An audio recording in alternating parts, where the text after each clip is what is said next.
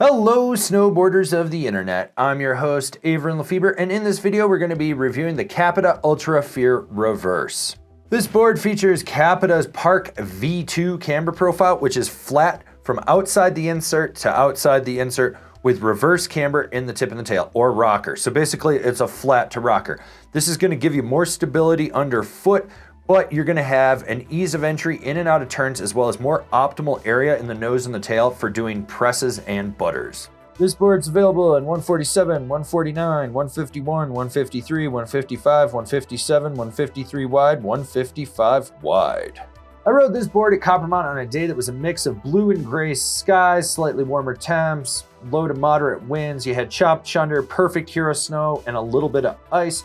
And I rode it with my Rome Black Label bindings and my K2 Thraxis boots. One thing to note is that the reverse and the camber version do have the same flex rating, just the reverse is going to feel softer due to that rocker in the tip and the tail. They call it reverse camber, it's rocker, it's a flat to rocker. So just be aware of that. Now with that said, it's your standard park flex, little bit on the softer side, so it's not quite middle of the road, but you do have more play in the tip and the tail where that rocker is, and then it's stiffer through the midsection with a ton of torsional flex. You can really twist this board. When it comes to stability, that rocker gets a ton of flap and that reverberates back underfoot. So you are gonna feel that there.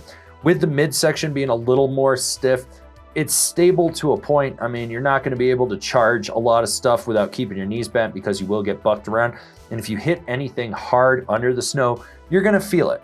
This is a board that that energy just shoots up through the inserts into your ankles, knees, and hips.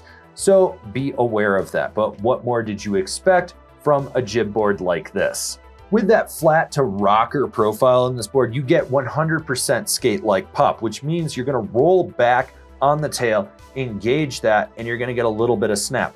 What you put in is only what you get out. So do not skip leg day if you're looking to boost. This is a board that will turn a side hit or a roller into like a skate park feature, and that's the type of pop you're gonna get. When it comes to jumps, small to smedium-ish. I don't mean medium, I mean schmedium. And the reason is this board just doesn't have that stability when you set down. It does not lock in.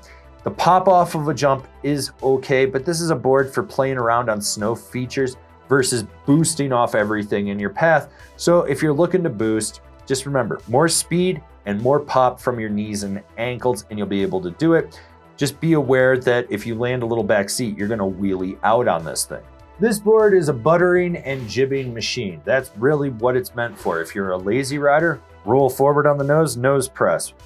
Roll back on the tail, tail press. You can butter that way. If you pop into it, you've got this huge sweet spot in the nose and the tail that just locks in. It will hold that butter. You can swizzle and sizzle. And then when you want to engage the snap out of it, you can. This is a board with zero fight. It is not going to fight you in a butter at all. The same thing happens when you're jibbing. When you lock into a tail press or a nose press, it holds it to the end of the feature, and then you engage the pop off of it. When you go sideways, it really cradles around that feature. It locks in and it holds it. You feel it. Now, will it clap out? Probably over time as the board breaks in, but right out the wrapper, no. It just sort of really caresses it and holds and allows you to lock into that board slide.